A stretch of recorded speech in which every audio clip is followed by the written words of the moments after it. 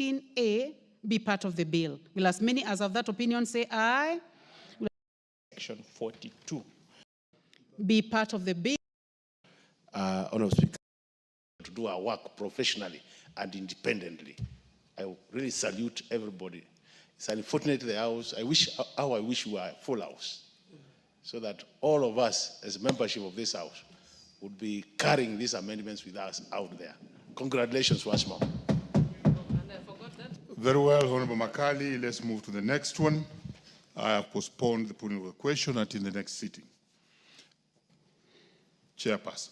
Thank you, Honorable Speaker. I beg to report that the Committee of the Whole House has considered the Public Audit Amendment Bill, National Assembly Bill number 4 of 2024, and approved the same with amendments. Mover.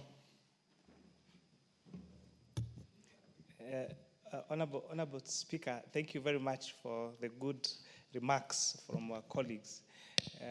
You know, when I saw the reports on media, because I know how the bill came and the work that the Finance and National Planning Committee, and that's why we are saying that disinformation is really unfair and really uncalled for.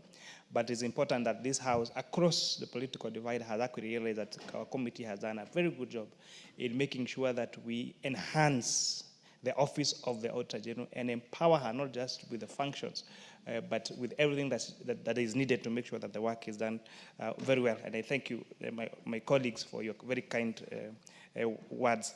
Honorable Speaker, I beg to move that this House do agree with the committee in the said report. I also request the Honorable David Mboni to second. Honorable David Mboni is one of the members of the Finance and National Planning Committee, and this work we did jointly with the rest of the committee members and members of the Secretariat. Honorable Speaker, I beg to second. Thank you very much. Very well, honorable members. I now propose the question that the House do agree with the committee in the said report. Honorable Makali, your sentiments, I'm sure they were geared towards this particular one, but we still take them because they were well placed. Yes, Honorable.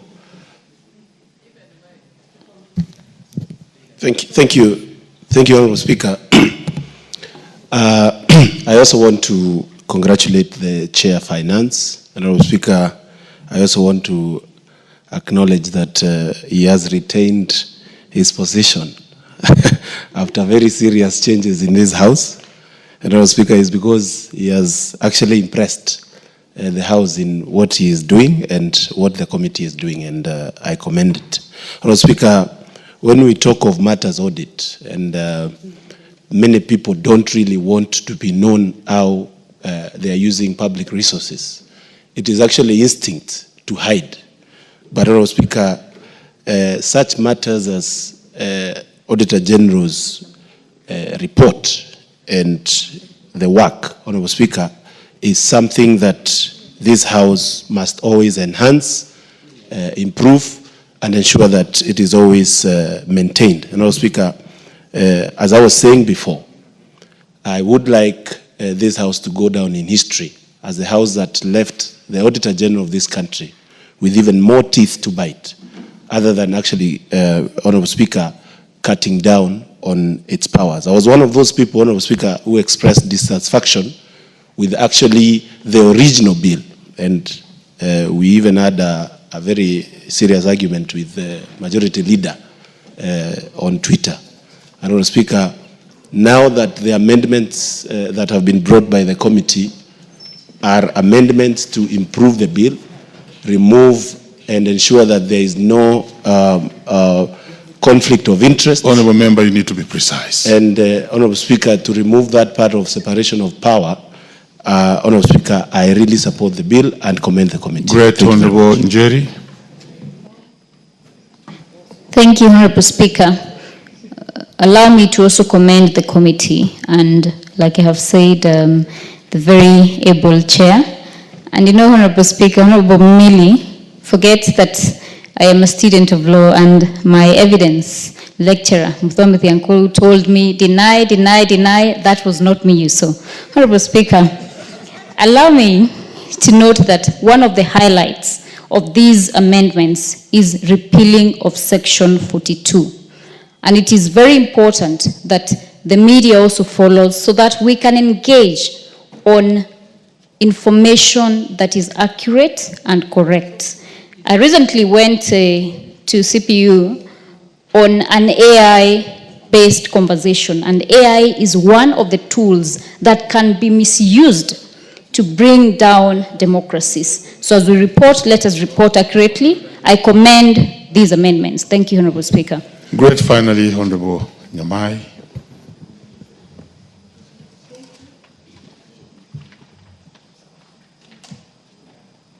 Mic for Honorable Nyamai, please. Thank you very much, Honorable Speaker. Let me take this opportunity to congratulate the chairman and his committee for their dedication. Honorable Speaker, I was in the House when the matter of misinformation and disinformation concerning this bill were discussed this afternoon. And contrary, Mr. Speaker, as I sat there presiding, I listened to the chair move very strong amendments. And I listened to members on both sides of the House supporting and giving very strong justifications, saying that this is a law, this is a bill that is going to enhance governance. As many members have said, it is going to ensure that the Auditor General is more effective in doing her work. So, Honorable Speaker, I think it is important that before our media houses report, to make sure that they look at the content and also even invite experts within the field, including the chairman of the committee and members like the Honorable Mwaleka and others who have a lot of experience and who have taken time to read. Because this, when it goes out there, that this bill is intended to reduce the powers of the Auditor General, it may make the House look bad. And yet, this House is doing a wonderful job. So I would like to congratulate the Chair and the House and also the members for their patience. Let me open just a little more space because of what had ensured earlier. This bill was looked at like it was curtailing the powers of the Auditor General. Let's hear from Honorable Mayaka finally. Thank you very much, Honorable Speaker, for allowing me to put in a word. And I'd like to take this opportunity to thank fellow CPA Chairman Kimani Kuria, together with his team for the fantastic work. I am a big champion of structures in terms of governance and how we do things differently. The only thing that I would really want to mention is we have had some very fantastic bills going through from the Committee of Finance that the public is not aware of. We need to find a way of educating and letting know the public that this and this is what has been passed in the House and this is how it helps Kenyans, so that we also are able to prosecute these very good legislations that we do in the court of public opinion. Having said that, once again, congratulations to the team and to all the people who participated. And I understand my amendment did go through in the previous bill, so I'm very grateful for that. I thank you, Honorable Speaker. We shall close it there. Next order. Next order. Order number 11, motion, report of the National Dialogue Committee and the report of the multi-sectoral working group on the realization of the 2/3 gender principle. Resumption of debate. Very well, honorable members. On this one, there was no one speaker who had time remaining or who was on the floor, and therefore we shall proceed as it is reflected on the screen. And to speak on this, on my list here is Jerry Maina. Are you ready for this?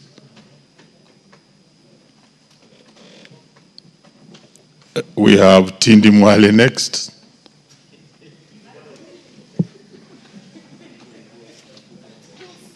Jerry Maina, proceed. Thank you, Honorable Speaker. I seems to have saved Tindi Mwale. Let me bite the bullet for him. Honorable Speaker, we have come so far in terms of equality and equity, and I want to first commend the working group on the 2/3 gender rule implementation. Honorable Speaker, oftentimes when we speak about women, we find that the concern for Kenyans was these gender top-up positions, how are they going to be arrived at? It was a general feeling that perhaps it is a preserve for WAGs, it's a preserve for people who are connected, and not for that grassroots woman who is very well-versed to the needs of the common mwananchi at the ground. Honorable Speaker, as we agitate for this, and I often say that I always will back a woman who is worth backing. I know the veracity of that statement sometimes does not sit well with radical feminists, but it is very important that if we are going to have and justify an extra budget and cost for gender top-up positions in this House and in Senate, let us bring women who have the capacity to aggravate and push for the women's issues. I also want to commend my chair, Honorable Murugara, former chair, Honorable Speaker, as I have been affected by the de-whipping of committees. But I am grateful to have served as a member of Justice and Legal Affairs Committee. And I will continue to serve diligently, Honorable Speaker, wherever I will be in, and in whatever capacity, Honorable Speaker, because I believe that I am like the mustard seed. Wherever you put me, I will germinate. So I commend the NADCO report and the 2/3 gender principle. Let us fast track this issue so that we do not again find ourselves as a House improperly constituted as per the Constitution that we passed in 2010. Thank you, Honorable Speaker. Very well, Honorable Njeri Maina. You are a promising young legislator, committees notwithstanding. So continue doing your work very strongly from where you are. Honorable Tom Kajwang. Mr. Speaker, there are several things that arises from this motion, especially the report of the committee, and I may not deal with all of them. I just want to speak from where the distinguished member for Nyeri has left it, and I differ with her. As I've differed and as I've spoken publicly about some of these things. Women issues, in my view, is not 2/3 representation in this House. Women issues are maternal health care. Women issues are capacity building for Mama Mboga to be able to be economically viable in her local environment. Women issues is about safe water for the mothers as they bring up their families. Women issues, it is so simplistic in my view, and this is really advanced by the political class, by the elite, who would wish that representation is a woman issue, because those of us who are Yes, Honorable, what's your point of order? TJ, let's hear this point of order.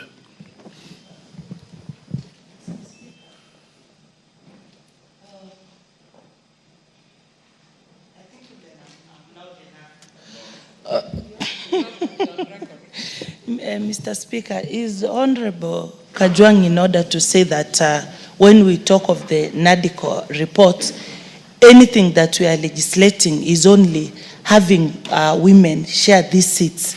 And in any case, if we elected women or we brought women to parliament, when you are a leader, you are the voice of reason for your people. We have seen women school principals doing very well. They've done well because they were given a chance to lead in those institutions. Look at Honorable Gladys Wanga.